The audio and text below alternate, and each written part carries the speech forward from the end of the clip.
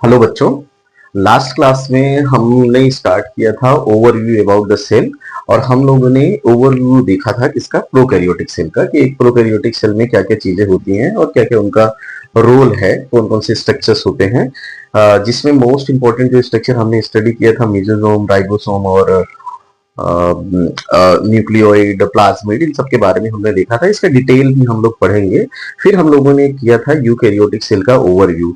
ठीक है, उसमें किस किस तरह के सेल ऑर्गेनेल होते हैं, कंपार्टमेंटलाइजेशन होता है, इन सब बारे में हम लोगों ने स्टडी किया था। लेकिन कुछ यूकैरियोटिक में ही कुछ सेल ऑर्गेनेल होते हैं जो बहुत स्पेशल फीचर को शो करते हैं और ये हमेशा ना क्वेश्चन में रहते हैं, मतलब क्वेश्चन इनसे पूछा ही जाता है। जैसे फॉर एग्जांपल आप ये देखेंगे कि यूकैरियोटिक सेल में अगर हम माइटोकॉन्ड्रिया और क्लोरोप्लास्ट को देखें तो ये सेमी ऑटोनोमस सेल ऑर्गेनेल होते हैं। तो अगर इनसे पूछेंगे कि सेमी ऑटोनोमस सेल ऑर्गेनेल क्यों है, क्योंकि इनके पास अपना राइबोसोम और डीएनए होता है जिससे क्या कर सकते हैं, ये अपने आप को मल्टीप्लाई कर सकते हैं, बट ये केवल सेल के अंदर ही मल्टीप्लाई करेंगे, सेल के बाहर मल्टीप्लाई नहीं करेंगे। इसलिए इनको बोलते हैं सेमी ऑटोनोमस सेल, क्योंकि बहुत सारे जीन जो माइटोकॉन्ड्रिया के होंगे वो न्यूक्लियस इनको कंट्रोल करता है, क्योंकि न्यूक्लियस को ब्रेन ऑफ द सेल बोलते हैं। तो अगर तुमसे कल को क्वेश्चन पूछा जाए, इससे 3-4 क्वेश्चन आपके क्लियर होंगे। पहला तो सेमी ऑटोनोमस सेल ऑर्गेनेल किसको करते हैं, माइटोकॉन्ड्रिया एंड क्लोरोप्लास्ट को बोलते हैं। Why why both mitochondria and chloroplast are semi autonomous cell organelle, because they have a own ribosome and DNA। अगर आपसे अब ये थर्ड क्वेश्चन बनता है कि इसका नेचर कैसा होता है, तो आप बोलोगे कि ये प्रोकैरियोटिक नेचर का होता है, मतलब राइबोसोम 70 years का होता है और डीएनए सर्कुलर होता है, मतलब प्रोकैरियोटिक नेचर है। अगर मैं प्रोकैरियोटिक नेचर बोलूं तो आप सर्कुलर डबल स्ट्रैंडेड डीएनए की बात करेंगे और किसका, राइबोसोम 70 years की बात करेंगे, क्योंकि प्रोकैरियोट का ये फीचर है। ठीक है, 55 years भी बोलते हैं लोग कि कुछ 55 years होता है, बट उसको बाद में हम डिस्कस करेंगे। तो ये हुआ माइटोकॉन्ड्रिया एंड क्लोरोप्लास्ट के बारे में। यू नो कि ये दोनों बहुत ही इंपॉर्टेंट सेल ऑर्गेनेल हैं, क्योंकि माइटोकॉन्ड्रिया को powerhouse of the cell बोलते हैं और क्लोरोप्लास्ट को किचन ऑफ द सेल बोलते हैं। तो ये दोनों बहुत इंपॉर्टेंट है, इससे क्वेश्चन बहुत सारा बनता है नीट के लिए भी। ठीक है, नीट क्या कोई भी आप एग्जाम दोगे तो इससे बहुत इंपॉर्टेंट है कि सेमी ऑटोनोमस सेल ऑर्गेनेल किसको बोलते हैं। अगर राइबोसोम को देखें तो ribosome is the only cell organelle which found in both prokaryote and eukaryote. और दूसरा क्या होता है कि इसके पास कोई अपनी मेम्ब्रेन नहीं होती, तो राइबोसोम के पास कोई अपनी मेम्ब्रेन नहीं होती। ठीक है, दो सब यूनिट इसके, लार्ज सब यूनिट और स्मॉल सब यूनिट मिलकर बनाते हैं। और राइबोसोम कौन बनाता है, आरआरएनए बनाता है। आरआरएनए प्रोटीन के साथ कंबाइन करके क्या बनाएगा, राइबोसोम बनाएगा। आरआरएनए देखिए, RNA is 3 type, rRNA and mRNA and tRNA. बात है, सेंट्रियोल और सेंट्रोसोम होता है और ये एनिमल सेल में होता है। यू नो कि सेंट्रियोल के पास भी अपना मेम्ब्रेन नहीं होता, इसीलिए ये स्प्लिट हो जाता है during time of cell division. Okay, next क्या है कि वैक्यूल क्या होता है कि only seen in a plant cell. Animal में बोलते हैं कि बहुत रिड्यूस स्ट्रक्चर हो जाता है, ये सब होता है, लेकिन हम क्लियरली समझते हैं कि वैक्यूल प्लांट का फीचर है। यू नो कि प्लांट का जो 90% सेल का होता है वो ऑक्युपाई कौन करता है, वैक्यूल करता है। तो हम बात करेंगे वैक्यूल प्लांट में। कहोगे एनिमल के केस में तो वैक्यूल नहीं दिखता है आपको। ठीक है, ठीक है। वैक्यूल एंड क्लोरोप्लास्ट दोनों ही प्लांट के कैरेक्टरिस्टिक फीचर हैं, क्योंकि क्लोरोप्लास्ट एनिमल में तो होता नहीं। अगर एनिमल में क्लोरोप्लास्ट होता तो ऑटोट्रोफिक होते, बट नहीं होता। तो ये दोनों फीचर किसके हैं, प्लांट सेल के फीचर है। ठीक है, अब आता है लाइसोसोम। तो लाइसोसोम केवल ऐसा बोलते हैं कि ओनली एनिमल होता है, जबकि प्लांट में ये एब्सेंट होता है। ठीक है, प्लांट में समथिंग एल्स स्ट्रक्चर होता है, लेकिन वो लाइसोसोम जैसा नहीं होता है। ठीक है, इसको सुसाइडल बैग बोलते हैं। और एक और बात है, अगर हम ये क्वेश्चन बहुत ज्यादा बन जाता है कि डिक्टियोसोम किसको बोलते हैं, तो गोल्जी बॉडी को ही प्लांट के अंदर क्या बोलते हैं, डिक्टियोसोम बोलते हैं। ये बात याद रखना कि Golgi body in plant called dictyosome. ठीक है, तो ये था कि हमारा ओवरव्यू था एक यूकैरियोटिक सेल के बारे में, और these are the some special cell organelle which shows the special property, either they present in a plant or animal या बोथ प्रोकैरियोट एंड यूकैरियोट। तो ये चार्ट आपको जो यहाँ पे लिखा है, अगर ये याद रखोगे तो एक दो क्वेश्चन आप इससे आपको मिलेगा, चांसेस होते हैं कि इनसे क्वेश्चन आए। ये बहुत इंपॉर्टेंट टॉपिक है और ये दोनों तो बहुत इंपॉर्टेंट है। नीट में लगभग हर ईयर ये पूछा जाता है सेमी ऑटोनोमस। अभी 1 साल पहले ही पूछा था कि क्लोरोप्लास्ट में किस तरह का डीएनए होता है, तो single circular and double stranded prokaryotic type का होता है और ये सेमी ऑटोनोमस प्रॉपर्टी को शो करते हैं। ठीक है, अब हम लोग बात कर लेते हैं सेल थियरी की। आज सेल थियरी की बात करते हैं।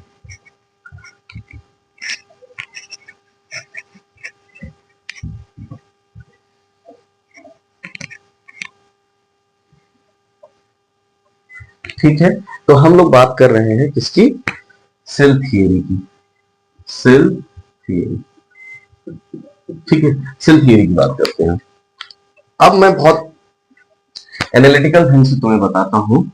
अब एक लिख लो आप 1838, एक लिखो 1839 और एक लिखो 1855, ऐसे आपका ईयर भी होगा, ठीक है, याद रहेगा आपको, ठीक, ये हो गया। तो यहां पे आप डालिए स्लीडन को, डालिए यहां पे स्लीडन को डालिए, ठीक है, यहां पे डालिए आप स्वान को, ठीक है, और यहां पे आप डालेंगे किसको, वीरचो को डालेंगे, ठीक है, वीरचो को डालेंगे, रुडोल्फ वीरचो, आर वीरचो जिसको बोलते हैं। अब इनको एक कॉमन टर्म यूज करना, जर्मन, ठीक है, जर्मनी के थे, ठीक है। तो अब ये क्या थे कि ये जो थे, ये थे जर्मन बॉटनिस्ट थे, ठीक है, और ये कौन थे, ये जर्मन जूलॉजिस्ट थे, जूलॉजिस्ट थे, ठीक है, बॉटनिस्ट थे, तो इसका मतलब वर्क ऑन प्लांट, तो work on plant cell, plant cell, मतलब कि जो इन्होंने क्या बोला कि plant made up of different types of cell, different types of cells, ठीक है, डिफरेंट टाइप के सेल से बने हुए हैं। तो अगर पूछा जाए कि प्लांट सेल पे किसने काम किया है, तो कौन काम किया है, स्लीडन ने किया है, और जबकि एनिमल सेल पे किसने काम किया है, स्वान ने काम किया है, ठीक है कि नहीं, स्लीडन एंड स्वान ने, ठीक। तो एक ने 1839, एक तो स्लीडन होंगे 1838 और ये होंगे 1839, और 1855 में कौन आएगा, वीरचो आएगा, अभी बताऊंगा मैं। अब इनको जूलॉजिस्ट के रूप में अगर आप इन द फॉर्म देखेंगे, तो इन्होंने ना प्लाज्मा मेम्ब्रेन, ठीक है, और सेल वॉल के बारे में बताया था, सेल वॉल, ठीक है। उन्होंने कहा कि जो सेल होती है वो सराउंडेड होती है एक thin layer of the membrane, और उसी का नाम होता है प्लाज्मा मेम्ब्रेन। और प्लांट के पास क्या होता है, एक आउटर मोस्ट लेयर होती है जिसको हम लोग क्या बोलते हैं, सेल वॉल। तो जूलॉजिस्ट है जो, उन्होंने एनिमल सेल पे काम किया किसने, स्वान ने, और प्लांट सेल पे काम किया स्लीडन ने। अब तो उन्होंने कंबाइंडली, अब हम देखते हैं, इन्होंने कंबाइंडली फॉर्मुलेट सेल थियरी। तो कंबाइंडली इन्होंने, जब भी आपको ये पूछेगा तो यही पूछेगा कि कौन बॉटनिस्ट है, कौन जूलॉजिस्ट है, cell, plasma membrane and cell wall के बारे में किसने बताया, तो स्वान ने बताया। स्लीडन ने देखा कि प्लांट में डिफरेंट काइंड के सेल्स से बने हुए हैं प्लांट, ठीक है। सेल थियरी को इन्होंने एक साथ फॉर्मुलेट किया कि plant and animals are made up of cell or cell product, ठीक है, वो सेल या सेल के प्रोडक्ट से बने हुए हैं, ठीक है। सिंपल में अगर आपसे कहा जाए कि जो भी प्लांट और एनिमल आप इस यूनिवर्स में देखते हो, जो किसके बने होते हैं, वो प्लांट सेल के बने होते हैं, सेल या सेल के प्रोडक्ट से ही बने होते हैं, ठीक है। ये थी सेल थियरी, इसको हम बोलते हैं सेल थियरी, ठीक है, इसको बोलते हैं सेल थियरी, ओके। तो टुगेदर अगर उनसे पूछा जाए कि एक दोनों लोगों ने क्या सेल थियरी के बारे में क्या बोला था कि जितना भी प्लांट और एनिमल सेल्स होते हैं किससे बने होते हैं, वो सेल या सेल के प्रोडक्ट होते हैं, ठीक है। बट ना एक प्रॉब्लम इसमें हुई कि जैसे ही मान लो कि तुमने ऐसे बोला कि मान लो कोई भी चीज तुमने बहुत खरीद के लाए मार्केट से, और अब वो चीज बहुत अच्छी है और किसी दूसरे को पसंद आती है, और वो पूछता है तुमसे कि बताओ भाई कि ये जो मार्केट से तुमने प्रोडक्ट खरीद के लाए ये तो बहुत अच्छा है, तो क्या तुम बता सकते हो ये तुम कहाँ से लाए हो, ठीक है। जिस प्रोडक्ट की तुम बात बोल रहे हो कि ये बहुत अच्छा है, तो ये तुम लोग कहाँ से लाए हो, तो तुम्हें ना उसके बारे में एक्सप्लेन करना पड़ेगा, उसके बारे में तुम्हें बताना ही पड़ेगा कि वो प्रोडक्ट तुम कहाँ से खरीद के लाए हो, समझ गए कि नहीं। अगर तुम उसके बारे में नहीं बता पाते हो, उस प्रोडक्ट के बारे में, इसका मतलब उसकी ऑथेंटिसिटी पे क्या होगा, शक करेंगे लोग कि ये तुम खरीद के भी लाए हो या चुरा के लाए हो या कुछ भी करके लाए हो, बट ये तुम्हारा नहीं हो सकता, ठीक है, तो क्योंकि तुम इसको एक्सप्लेन नहीं कर पा रहे हो कि कहां से आ रहा है।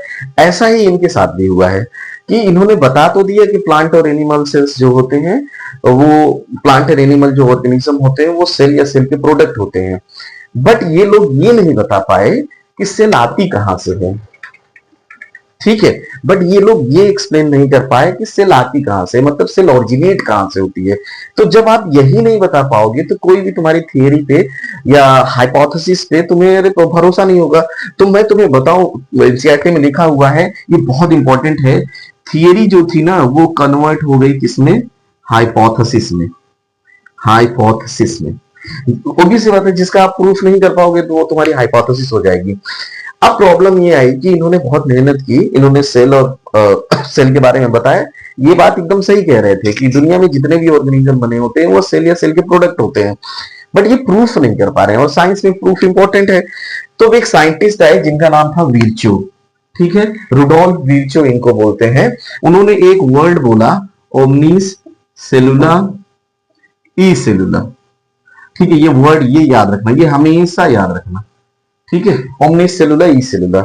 इसका मतलब इन्होंने बोला क्या कि new cells always arise from pre existing cell. हमेशा जो नई सेल आएगी वो हमेशा किससे प्रोड्यूस होगी, पुरानी वाली से। इसका मतलब होगा कि नई सेल को बनने के लिए पुराना का होना जरूरी है। मैं अगर आपको सिंपल लैंग्वेज में इसको बोले कि for new individual to born, ठीक है, अगर नए इंडिविजुअल को पैदा होना है किसी को, इसका मतलब अगर किसी को नए इंडिविजुअल को प्रोड्यूस करना है तो इसका मतलब मदर का होना जरूरी है, ठीक है। For new individual to born necessity of, या ऐसे कह सकते हो कि न्यू इंडिविजुअल्स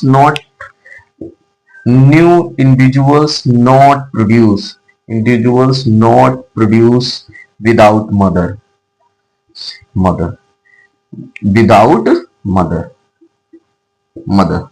इसका मतलब अगर मां नहीं होगी तो नेक्स्ट जनरेशन नहीं आएगी। एकदम सही बात है, ये एकदम थियरी को एक्सप्लेन करता है। तो मां act as the pre existing cell, और जो उससे नई ऑफस्प्रिंग आएगी, नया जनरेशन आएगा, वो न्यू सेल्स की तरह काम करेगा। इसका मतलब इस सेल थियरी में एक्सप्लेन क्या किया स्लेडन एंड स्वान ने, ये बताया कि दुनिया में जो प्लांट और एनिमल होते हैं सब लोग किसके बने हुए हैं, सेल या सेल के प्रोडक्ट होते हैं। बट ये लोग फेल हो गए ये बताने में कि ये जो नई सेल्स आती है वो कहां से आती है। तो इनकी जो थियरी थी वो हाइपोथेसिस में कन्वर्ट हो गई। आप जो विर्चो वाली लाइन को पढ़ेंगे तो आप देखेंगे कि इस मतलब कि हाइपोथेसिस को थियरी में किसने कन्वर्ट किया है, तो किसने किया है, विर्चो ने। और उन्होंने एक टर्म यूज किया जिसका नाम है ओमनिस सेलुला ई सेलुला। इसका मतलब new cell always arise from the pre existing cell. तो अब क्या हुआ कि इन दोनों लोगों ने, इसका मतलब हुआ कि फाइनल सेल थियरी तुम्हारी क्या हुई, फाइनल सेल थियरी आपकी हुई, फाइनल सेल थियरी हुई all organism made up of cell or cell product, ठीक है, सेल प्रोडक्ट के बने हुए हैं, सेल या सेल के प्रोडक्ट होते हैं। दूसरा, न्यू सेल या new cells always arise from pre existing cell, ठीक है। ये थी आपकी सेल थियरी, ठीक है। बस एक कंसेप्ट इसमें आपको मतलब फॉलो करना है जो बुक में है, जो आपको कंफ्यूज करना चाहिए। तो जो स्लीडन एंड स्वान ने दिया था, अगर वहां तक आप देखेंगे तो उनकी हाइपोथेसिस थी। इसको थियरी में कन्वर्ट किसने किया है, विर्चो ने किया है। क्यों? क्योंकि उसका प्रूफ देके कि नई सेल ऑलवेज अराइज होती है कहां से, new cell always arise pre existing थी। तो रीजन क्या होगा, रीजन फॉर फेलियर का क्या होगा, फेलियर। तो ऐसे कह सकती हो कि Schleiden and Schwann fails to explain how new cell arise. Further, proved by, अगर आप देखो फर्दर प्रूव्ड बाय, किसने किया? विर्च्यू ने। ठीक, आइलूस हाइपोथेसिस को किसमें कन्वर्ट कर दिया उन्होंने? थियरी में कर। तीन साइंटिस्ट का नाम याद रखना, स्लीडेन, स्वान। याद रखना कि पहले तो स्वीडन बोला जाता था, अब एक German botanist and German zoologist थे, ठीक है, स्लीडेन एंड स्वान। ठीक है, अगर तुम्हें प्रॉब्लम है बॉटनी जूलॉजी में, अगर तुम्हें दिक्कत हो तो मैं एक लॉजिक बता देता हूं। आप स्लीडेन एंड स्वान ऐसे लिखोगे और आपको ये देखना होगा कि इसमें एनिमल कौन होगा? जूलॉजी। तो मैं बता देता हूँ, स्वान मतलब होता है जैसे मान लो स्वान निद्रा तुमने सुना होगा, तो डॉग को बोलते हैं। और डॉग क्या होता है कि एक एनिमल होता है, हंस भी बोलते हैं वैसे, तो ये सब एनिमल की कैटेगरी में आता है। स्वान मतलब होता है एनिमल, ठीक है, एनिमल की कैटेगरी में आएगा। तो इसका मतलब ये क्या होंगे? जूलॉजिस्ट होंगे, और ये क्या होंगे? बॉटनिस्ट होंगे। तो ये इससे तुम आइडेंटिफाई कर सकते हो। तो Schwann related to zoology and Schleiden related to botany. ठीक है कि नहीं? तो ये काम हो जाएगा आपका, इससे आपको क्लियर हो जाएगा आपका। ठीक है, अब हम लोग पढ़ते हैं types of cell. Types of cell, types of cell. ठीक है, तो आपको पता है कि सेल कितने तरह की होती है? सेल के दो टाइप हैं। एक होती है प्रोकैरियोटिक सेल, प्रोकैरियोटिक सेल, और दूसरा हमारा क्या होता है? Eukaryotic cell. इसको मैंने बहुत अच्छे से एक्सप्लेन किया था कि what is the mean by prokaryotic cell and eukaryotic cell. ठीक है, तो अब हम लोग जो डिटेल में पढ़ेंगे वो किसको पढ़ेंगे? हम लोग प्रोकैरियोटिक सेल को पढ़ेंगे। तो दो तरह के हैं, मैंने इसको आपको डिफरेंस बताया था। प्रोकैरियोटिक सेल के पास अपना न्यूक्लियर मेम्ब्रेन नहीं होता, जबकि यूकैरियोटिक सेल के पास न्यूक्लियर मेम्ब्रेन होता है। तो अब हम लोग बात करेंगे किसकी? प्रोकैरियोटिक सेल की। ठीक है, तो प्रोकैरियोटिक सेल की तो हम इन्वलप देख लेते हैं। सबसे पहले इन्वलप देखते हैं, क्योंकि हमने क्या क्या देख लिया है वो हमें पता है। इन्वलप, तो आप पहले लिखो 3 इन्वलप सिस्टम होता है। Envelope system, 3 envelope system found in the case of prokaryote. Prokaryote में मेनली आएंगे कौन? प्रोकैरियोटिक सेल में मैं बता देता हूं, बैक्टीरिया आता है, ठीक है, साइनोबैक्टीरिया आता है, साइनोबैक्टीरिया, ठीक है। फिर आपका आएगा आर्की बैक्टीरिया, आर्की बैक्टीरिया। तुम 3 डोमेन क्लासिफिकेशन पढ़ोगे, ये होता है, ठीक है। मैं बायोलॉजी में एक बहुत इंपॉर्टेंट कंसेप्ट है, मैं बता देता हूं। अगर तो बैक्टीरिया आपको लिखा जाए ना, जैसे आपने लिखा बैक्टीरिया और आपने लिखा बैक्टीरियम, ठीक है, तो क्या डिफरेंस है दोनों में? तो मैं बता दूं, अगर लास्ट में आपके यूएम आए और यूएस आए तो ये सिंगुलर, इसका मतलब सिंगल को रिप्रेजेंट करेगा। अगर ये आ रहा है तो ये तुम्हारा क्या हो जाएगा? प्लूरल हो जाएगा, ठीक है कि नहीं? यूएम और यूएस हमेशा किसको रिप्रेजेंट करते हैं? सिंगल को। तो बैक्टीरियम क्या होगा? सिंगल होगा, जबकि बैक्टीरियम क्या होगा? उसका प्लूरल होगा, ठीक है। तो अगर हम आउटर मोस्ट लेयर से शुरू करें, तो मैं पहले स्ट्रक्चर बना देता हूं आपको, तो आपको हेल्प मिलेगी। मान लीजिए ये हमारा एक लेयर हो गई, एक लेयर हमारी ये हो गई, ठीक है, और एक आउटर मोस्ट लेयर बना लेते हैं हम लोग, ठीक है। पहले स्ट्रक्चर से समझते हैं, फिर हम समझेंगे। तो बच्चों ये हमारा होगा ग्लाइकोकैलिक्स, जो मैंने लास्ट क्लास में भी तुम्हें बताया था। ये हो गया आउटर मोस्ट लेयर, एक लेयर हो गई, 1 नंबर डाल देते हैं। फिर हो गई तुम्हारी सेल वॉल हो गई, ठीक है, इसको 2 नंबर डाल देते हैं।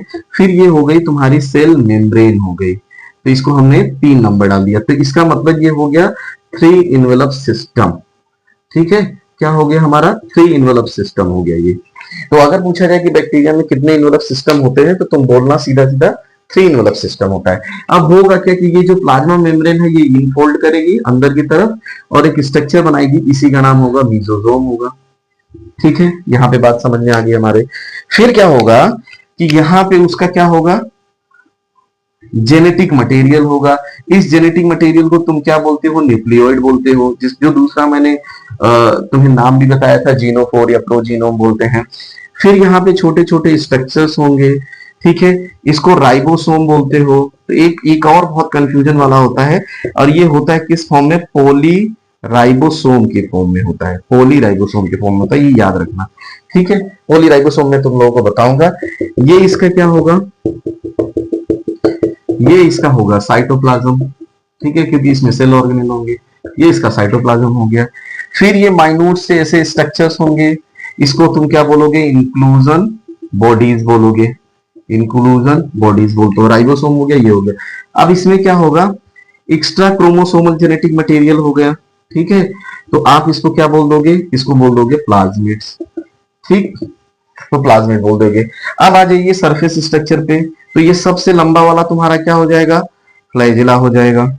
उससे छोटा वाला क्या होगा, फिम्ब्री होगा, ठीक है, और सबसे छोटा वाला तुम्हारा क्या होगा, पाइलाई होगा, ठीक है कि नहीं। तो सरफेस स्ट्रक्चर ये तुम्हारे किस में आ जाएंगे, सरफेस स्ट्रक्चर में, ये तुम्हारा आ जाएगा सरफेस स्ट्रक्चर। तो कौन कौन सा स्ट्रक्चर है, सबसे आउटर मोस्ट लेयर ग्लाइकोकैलिक्स हो गई, ठीक है, आउटर मोस्ट याद रखना।